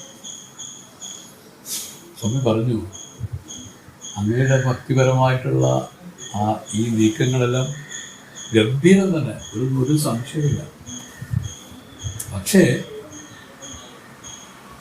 തത്വമസി വിചാരം വരാതെ ഇതിൽ ജ്ഞാനോദയം ഉണ്ടാവില്ല. അതുകൊണ്ട് ശാസ്ത്രം വെച്ച് വരാൻ വേണ്ടിയിട്ട് ഭക്തി ഇരിക്കട്ടെ, മനസ്സിനൊരു അടക്കവും ഒതുക്കവും വന്ന സ്ഥിതിക്ക് വേഗം മനസ്സിലാക്കണം. ഇത് ആ തത്വമസി നിരൂപണത്തിലേക്ക് വരണം. അല്ലാതെ ആർക്കും തന്നെ ഇതിന് ഒരു ഗതിയും കിട്ടുന്നില്ല. വെറുതെ ഇങ്ങനെ സമയങ്ങളാണെന്ന് മാത്രമേ ഉള്ളൂ എന്നൊരു ലെറ്റർ നിശ്ചയമായിട്ട് അവരെ ശ്രദ്ധയിട്ടില്ല. ഞാൻ വായിച്ചപ്പോഴും എനിക്ക് പറഞ്ഞു തരുന്ന പോലെ സ്വാമി, വാസ്തവത്തിൽ ഇതിൽ പ്രധാനപ്പെട്ട തത്വമസി നിരൂപണമാണ്. വേദം എന്ന് പറഞ്ഞ തത്വമസിയെ പ്രൊജക്റ്റ് ചെയ്യാനായിട്ട് ഉത്ഭവിച്ച സാധനമാണ് വേദം. ഈ മഹാവാക്യ ഉപദേശവും അതിൻ്റെ അതാണ് സാക്ഷാത്കാര ജ്ഞാനത്തിലേക്ക് കൊണ്ടുപോകണം. അതുവരയ്ക്കും ഇയാൾ സാമാന്യമായിട്ട് എന്തൊക്കെയോ പറയണം, അത് പറഞ്ഞു ഇത് പറഞ്ഞു എല്ലാം വേണമെങ്കിൽ നമുക്ക് പറയാൻ ഒക്കുന്ന വിധത്തിലും ആവാം. കുറച്ച് ബുദ്ധിയുള്ളവർക്ക് ഇതൊക്കെ കയറ്റി പറയാം, ഒരു കുഴപ്പമില്ല. പറഞ്ഞൂടെ പ്രസന്നൻ? കുറേ പ്രാവശ്യം നെച്ചൂർ സ്വാമിയുടെ പ്രസംഗം കേട്ട് കഴിഞ്ഞാൽ നെച്ചൂർ സ്വാമിയെ പോലെ കുറച്ചൊക്കെ പറയാൻ പറ്റില്ലേ? തുളസി അതിനെപ്പറ്റി അത് സംബന്ധിച്ച് ഒരിക്കൽ നെച്ചൂർ സ്വാമി പ്രഭാഷണ വേളയിൽ പറഞ്ഞു, തത്വമസിയെ പറ്റി നമുക്ക് പറയാൻ പാടില്ല, അതീവ രഹസ്യമാണ്. വാസ്തവമാണത്, അതീവ രഹസ്യമാണ്. അത് ഗുരുമുഖത്തിൽ നിന്ന് നമ്മൾ കേട്ടണം. അപ്പോൾ ഗുരുമുഖത്തിൽ നമ്മൾ കേൾക്കണമെങ്കിൽ നമുക്ക് എന്തൊക്കെ യോഗ്യത ഉണ്ടായിരിക്കണം? നമ്മൾ വൃത്തി അടങ്ങിയവനാണ്. ഈ ലോകം മിഥ്യയാണെന്ന് വേദം പറഞ്ഞതിനെ പൂർണ്ണമായി വിശ്വസിച്ചവനാണ്. അങ്ങനെ അനവധി യോഗ്യതകൾ വന്ന ഒരാളാണ് ഇതിൽ അധികാരിയായിട്ട് നിൽക്കുന്നത്. മനസ്സിലായില്ലേ? ഈ രൂപത്തിൽ മനസ്സിന് നിഷ്കളങ്കമായി നിർമ്മലമായി ചമഞ്ഞ ഒരു ആള് ഒരു ഗുരുവിനെ സമീപിച്ച് നിന്നാൽ അദ്ദേഹം ഉപദേശിക്കും, മോനെ അത് നീ തന്നെയാണ് എന്ന് പറയുമ്പോൾ ഈ അതെന്ന് പറഞ്ഞ ഏതാണ്? അദ്ദേഹത്തിന്റെ ഉള്ളിലെ അനുഭവമാണ്. അതിനെയാണ് നോക്കിക്കൊണ്ട് മോനെ അത് തന്നെ വസ്തു, അത് തന്നെയാണ് മോനെ വസ്തു ഇത് പറഞ്ഞത്. അതാണ് ഇതിലെ ഉപദേശം. അതുവരയ്ക്കും നമുക്ക് തോന്നുന്നു ഒരു ഇൻഫർമേഷൻ ഇങ്ങനെ പറഞ്ഞു പോകുന്ന പോലെ. അല്ലല്ല, ഇത് നമ്മുടെ നിത്യാനുഭവത്തെ നോക്കിക്കൊണ്ട് ഗുരുക്കന്മാർ പറയണം. ഇപ്പൊ നമ്മളൊക്കെ എങ്ങനെയാണ് ആ നിത്യാനുഭവം ഇരിക്കുന്നതെന്ന് വെച്ചാൽ,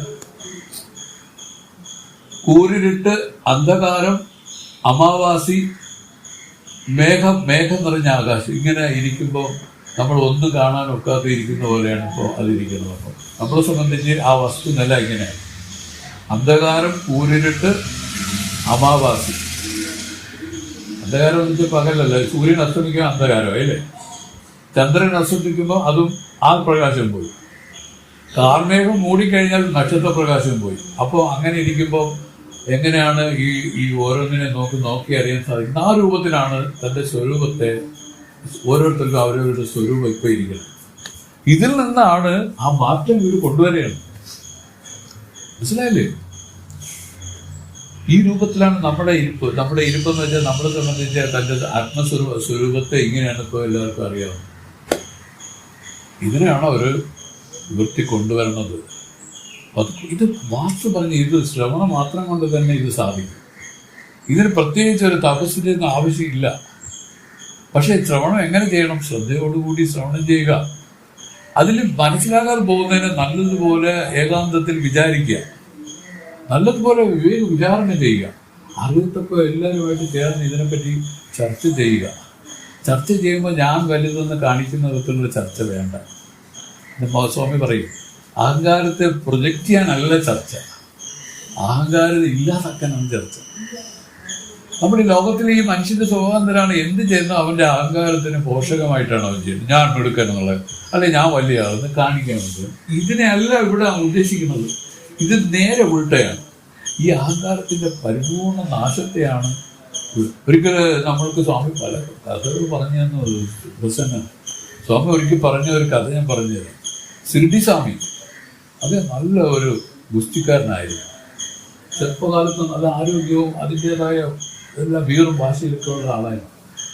ഇദ്ദേഹത്തിന് ആ ജ്ഞാനോദയൊക്കെ വന്ന് അങ്ങനെ കഴിയുന്ന സമയത്തും സിർഡിയിൽ വന്ന ഒരാള് പറഞ്ഞു, ആരെങ്കിലും ഉണ്ടാടെ എൻ്റെ പിടിക്കാനായിട്ട് ആരെങ്കിലും ഉണ്ടാടാന്നൊക്കെ ഒരാളിങ്ങനെ വെല്ലുവിളിച്ച് കണ്ടപ്പോൾ പലരും ചെന്നു.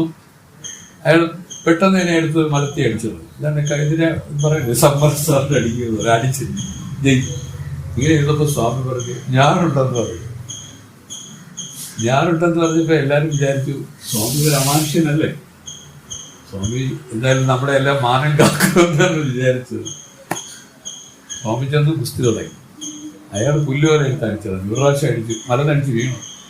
ചാടി അടിച്ച് വന്ന് ഒന്നോട് പിടിക്കാമെന്ന് പറഞ്ഞു. രണ്ടാമതും മലത്തി അടിച്ചോ സ്വാമി മലനടിച്ച് വീണു. മൂന്നാമതും ചെന്നു. എന്നിട്ട് മൂന്നാമതും അതുപോലെ തന്നെ ചെയ്തു. എന്നിട്ട് സ്വാമി തിരിച്ചു. എല്ലാരും ചോദിച്ചു, കഷ്ടമായി പോയി സ്വാമിയും കൂടെ ഇങ്ങനെ ചെയ്ത് ഞങ്ങളെ മാനം കെടുത്തിയല്ലോ എന്നൊക്കെ പറഞ്ഞപ്പോ സ്വാമി പറഞ്ഞ് ഒരല്പം ഗുസ്തിക്കാരൻ എന്റെ ഉള്ളിലുണ്ട്, അവനെ ഒന്ന് തകർക്കണം, അതാണ് എന്റെ ഉദ്ദേശം. അപമാനത്തിൽ അവൻ തകർന്നതാണ് പറയുന്നത്. മനസ്സിലായില്ലേ? അത് അല്പമെങ്കിലും ഉണ്ടെങ്കിൽ അതിന് കൂടെ കളയാൻ വേണ്ടിയാണ് അവർ ഗുസ്തി ചെയ്തത്. അല്ലാതെ അവര് ഇയാളെ ജയിച്ചിട്ട് അഹങ്കരിക്കാനല്ല ഗുസ്തി ചെയ്തത്. അവർ ചെയ്തത് അവർക്ക് അല്പമായിട്ട് നിന്ന് അവർ അഹങ്കാരത്തിന് ഇല്ലാതാക്കാനാണ് ഗുസ്തി ചെയ്തത്. ഈ വ്യത്യാസമുണ്ട് പ്രസന്നൻ അറിവുള്ളവരും അറിവില്ലാത്തവരും. ആർക്കെങ്കിലും പ്രതീക്ഷിച്ച സ്വാമി പറഞ്ഞില്ലായിരുന്നു ആരും അറിയാൻ പോലും പോണില്ല. ഒരല്പമായിട്ട് എൻ്റെ ഉള്ളില് ഈ ഗുസ്തിക്കാരൻ ഉണ്ടായിരുന്നു എന്ന് അവനെ ഒന്ന് തകർക്കണം വിചാരിച്ചപ്പോഴാണ് ഇദ്ദേഹം വെല്ലുവിളിയായി വന്നത്. ഏറ്റെടുത്തു, തകർന്നു. വിക്രം കേട്ടിട്ടുണ്ട് ഈ കഥ. അച്ഛൻ പറയുന്ന കഥയാണ്, സ്വാമി പറയുന്ന കഥകളാണ്. അത് പറയുന്നതെല്ലാം അതിന്റെ ആ ജ്ഞാനത്തിലേക്ക് ചാലിച്ചാണ് ഇതിനെ പറയുന്നത് കേട്ടോ. നമുക്കത് കേൾക്കുമ്പോൾ മനസ്സിലാവണം എന്തെന്നറിയാമോ? ഇതാണല്ലേ എന്ന് നമുക്ക് തോന്നും. അതിനുവേണ്ടി പന്നിയ സ്വയം എന്നും പദങ്ങളിൽ വാച്യാർത്ഥം അന്യദേശം കാലം അവൻ ഇവൻ என்பவெல்லாம் ചൊന്നവിൻ വിരോധം വിട്ട് തുടരി ഇലക്കിയം വിടാമൽ ഉന്നിടിർ ദേവദത്തൻ ഒരുവനെ വെളിയായി കാട്ടും. പന്നിയ സ്വയം എന്നും പദങ്ങളിൽ വാച്യാർത്ഥം അന്യദേശം കാലം അവൻ ഇവൻ என்பவெல்லாம் ചൊന്നവിൻ വിരോധം വിട്ട് തുടരി ഇലക്കിയം വിടാമൽ ഉന്നിടിർ ദേവദത്തൻ ഒരുവനെ വെളിയായി കാട്ടും. സ്വാമി എഴുതിയിരിക്കുന്ന വ്യാഖ്യാനം. പന്നിയ എന്ന് പറഞ്ഞാൽ അതിന്റെ അർത്ഥം മുമ്പ് പറഞ്ഞതാണ്. തമിഴോട് മനസ്സിലായില്ലോ. പന്നിയ എന്ന് വെച്ചാൽ മുമ്പ് പറഞ്ഞ. സ്വയം എന്നും പദങ്ങളിൽ അവൻ ഇവൻ എന്ന പദങ്ങളിലുള്ള വാച്യാർത്ഥം എന്ന് വെച്ചാൽ അന്യദേശം, ദൂരദേശം, സമീപദേശം, അതീതകാലം, വർത്തമാനകാലം, അവൻ ഇവൻ, ആ ദേവദത്തൻ, ഈ ദേവദത്തൻ എന്നിവയെല്ലാം ചൊന്ന വിരോധം വിട്ട് ഇവ ഒന്നിനൊന്ന് വിരോധമായതിനാൽ പറയപ്പെട്ട ഈ വിരോധ ധർമ്മങ്ങളായ വാച്യാർത്ഥങ്ങളെ വിട്ട് തുടർ ഇലക്കിയം വിടാമൽ, തുടർ അവകളെ അനുസരിച്ചിരിക്കുന്ന ലക്ഷ്യാർത്ഥമെന്ന ശരീരമാത്രത്തെ വിടാതെ ഉന്നിടർ ആലോചിച്ച് പാർക്കിൽ നോക്കുകയാണെങ്കിൽ ദേവദത്തൻ എന്ന ഒരു പുരുഷനെ വെളിയായി കാട്ടും, വിരോധമില്ലാതെ പ്രത്യക്ഷമായി കാണിക്കും. സ്വയം ദേവദത്തൻ എന്ന വാക്യം,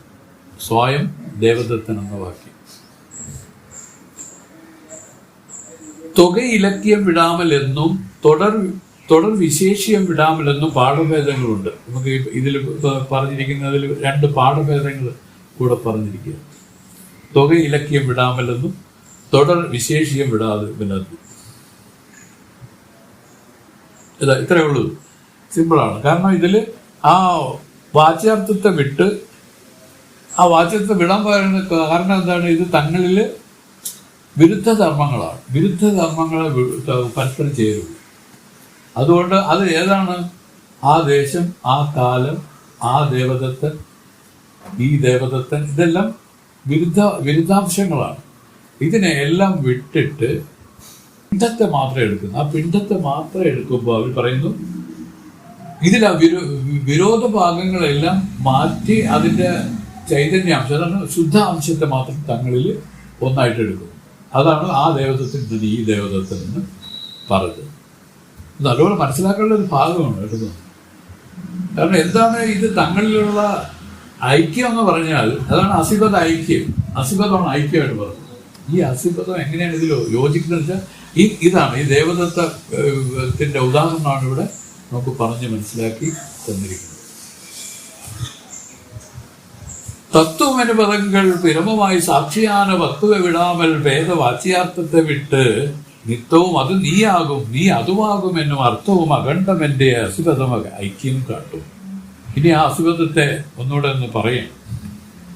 തത്വമെനും പദങ്ങൾ പിരമമായി സാക്ഷിയാന വസ്തുവ വിടാമൽ ഭേദവാച്യാർത്ഥത്തെ വിട്ട് നിത്യവും അത് നീയാകും നീ അതുമാകും എന്നും അർത്ഥവും അഖണ്ഡമെന്റെ അസിപദം ഐക്യം കാട്ടും.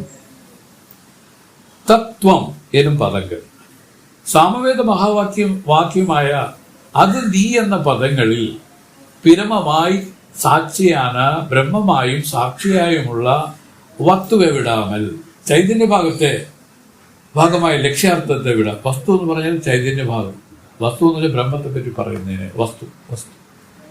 അപ്പോൾ വസ്തുവെ വിടാമൽ, ചേതനാഭാഗമായുള്ള വസ്തുവെ വിടാമൽ, ലക്ഷ്യാർത്ഥത്തെ വിടാതെ ഭേദവാക്യமான അർത്ഥത്തെ വിട്ട് ഭേദധർമ്മങ്ങളായുള്ള വാച്യഭാഗങ്ങളെല്ലാം വിട്ടിട്ട് നിത്യവും അത് നീയാകും നീ അതാകും നീയേ ബ്രഹ്മം എന്നും വിട്ട് നിത്യവും സകലകാലവും അത് നീയാകും, ബ്രഹ്മമാണ് നീ അതാകും, അത് തന്നെ ബ്രഹ്മം, നീയേ ബ്രഹ്മം എന്നും അജിപദമായി അർത്ഥവും എന്ന് പറയുന്നു. അസിപദത്തിന്റെ പൊരുളും അഖണ്ഡമെന്റെ ഏകമേ എന്ന് ഐക്യം കാട്ടും, ഐക്യത്തെ ഉണർത്തി നിൽക്കും. മായയിൽ പ്രതിഫലിച്ച ആഭാസം, മായയ്ക്ക് അധിഷ്ഠാനമായ ബ്രഹ്മചേതനം, മൂന്നും കൂടി സർവശക്തി സർവജ്ഞത്വാദി ധർമ്മസഹിതമായ ഈശ്വരനാകുന്നു. ആ ഈശ്വരനാണ് തൽപദത്തിന്റെ വാച്യം. വെഷ്ടി അവിദ്യ, അതിൽ പ്രതിബിംബിച്ച ആഭാസം, അധിഷ്ഠാനമായ കൂടസ്ഥ ചേതനം, മൂന്നും കൂടി അല്പശക്തി അല്പജ്ഞത്വാദി ധർമ്മങ്ങളോട് കൂടിയ ജീവനാകുന്നു. ഇവൻ ത്വംപദത്തിന്റെ വാച്യമാകുന്നു. ഇവർക്ക് രണ്ടുപേർക്കും തത്വമസി മഹാവാക്യം ഏകത്വം ബോധിപ്പിക്കുന്നു. വിരോധ ധർമ്മങ്ങളോട് കൂടിയ ഈശ്വരനും ജീവനും ഐക്യം യോജിക്കുകയില്ല. അതിനാൽ ആഭാസ സഹിതമായ മായാകൃതമായ സർവശക്തി സർവജ്ഞത്വാദി ധർമ്മം ഇത്രയും വാച്യഭാഗത്തെ വിട്ട് ചേതനഭാഗത്തിൽ തൽപദത്തിന്റെ ഭാഗത്യാഗ ലക്ഷണ അപ്രകാരം തന്നെ ആഭാസ സഹിത അവിദ്യയിൽ തോന്നുന്ന അല്പശക്തി അല്പജ്ഞത്വാദി ധർമ്മമായ ത്വംപദത്തിന്റെ വാച്യഭാഗങ്ങളെ വിട്ട് ചേതനഭാഗത്തിൽ ത്വംപദത്തിന്റെ ഭാഗത്യാഗ ലക്ഷണ. ഇപ്രകാരം ഭാഗത്യാഗ ലക്ഷണയാൽ ഈശ്വരനും ജീവനുമായ രണ്ടുപേരുടെയും സ്വരൂപത്തിൽ ലക്ഷ്യമായ ചേതനഭാഗങ്ങൾക്ക് ഐക്യം സംഭവിക്കുന്നതിന് തത്വമസി മഹാവാക്യം ബോധിപ്പിക്കുന്നു. നമ്മളിപ്പോൾ എന്താണ് നിൽക്കുന്നത്? നമ്മൾ ഫുള്ള് ശ്രദ്ധയില്ല ഇതില്.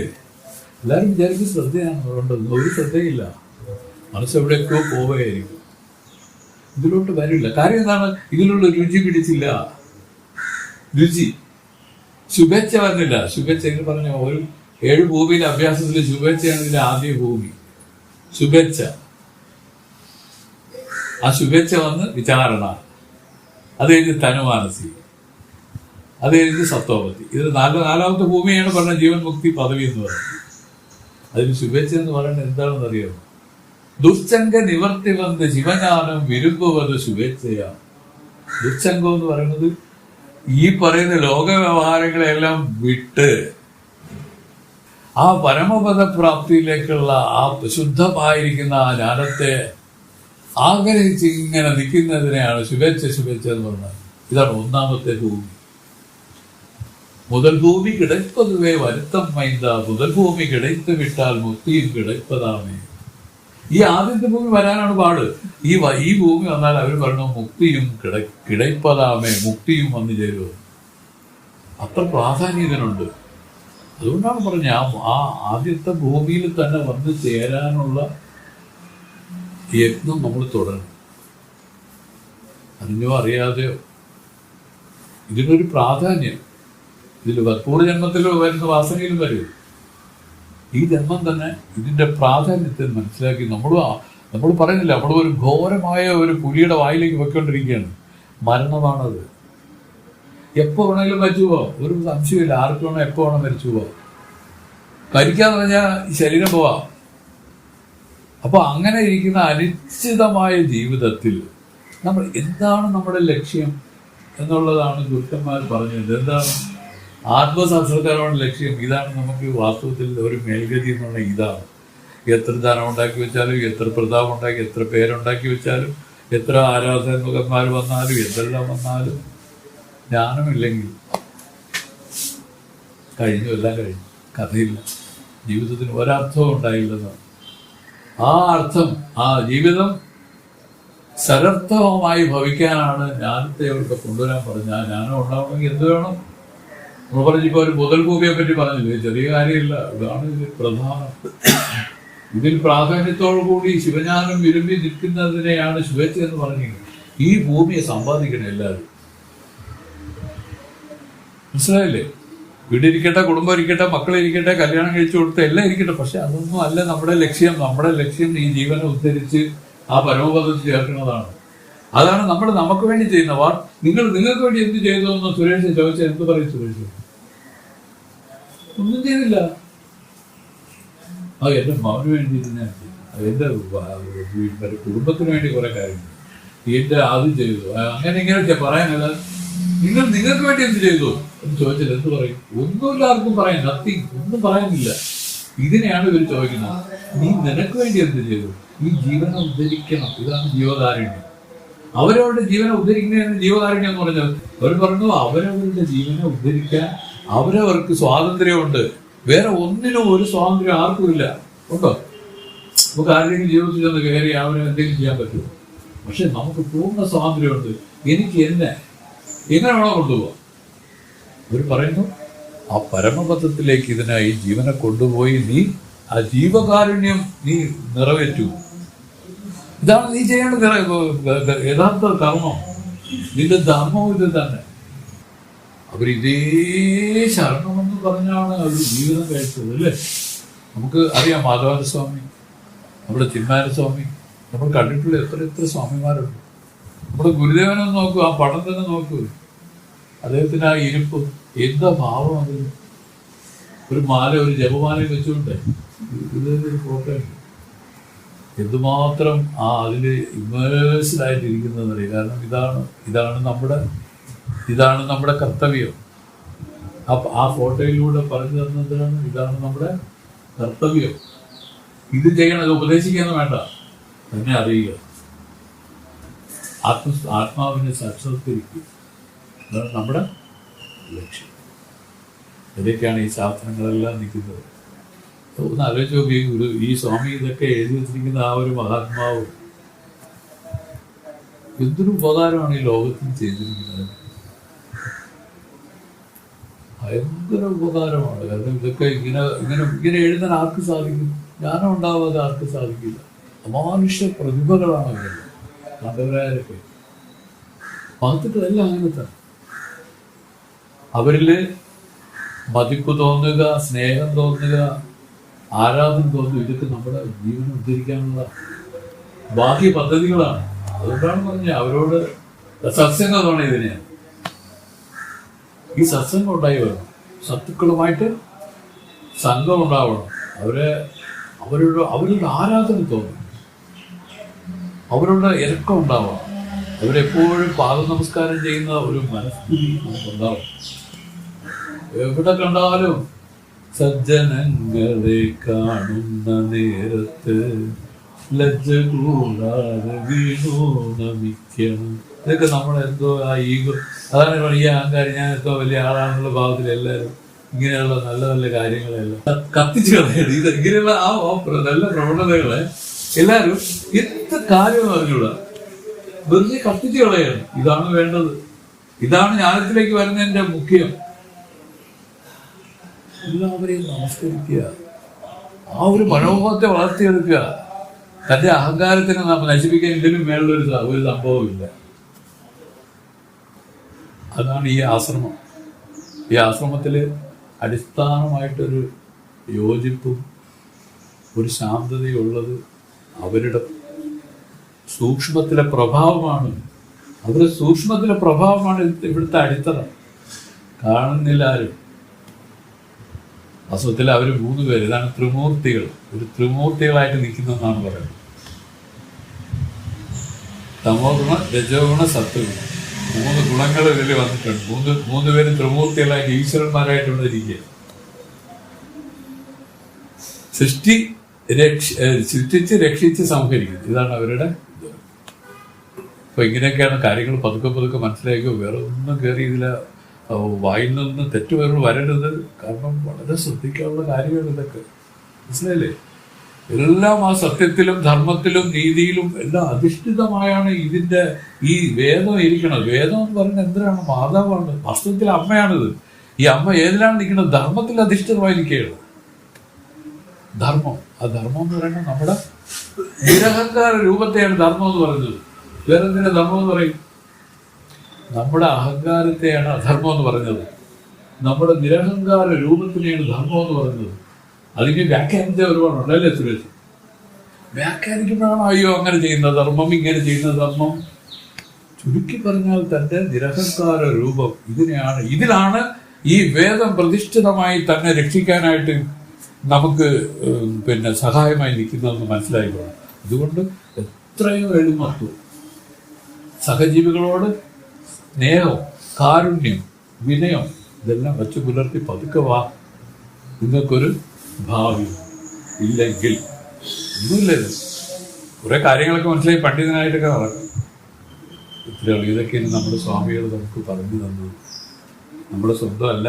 ഓ മയ്യനേ എനതുള്ള നിന്നനന്ദ ജന്മങ്ങളാണ്ടമെയ്യനെ ഉപദേശിക്ക വെളിവந்த ഗുരുവേ പോറ്റി ഉയവേ മുക്തി നൽകുന്നവിനായേ ചെയ്യുമാറൊന്നും കാണേ തിരുവടി പോറ്റി.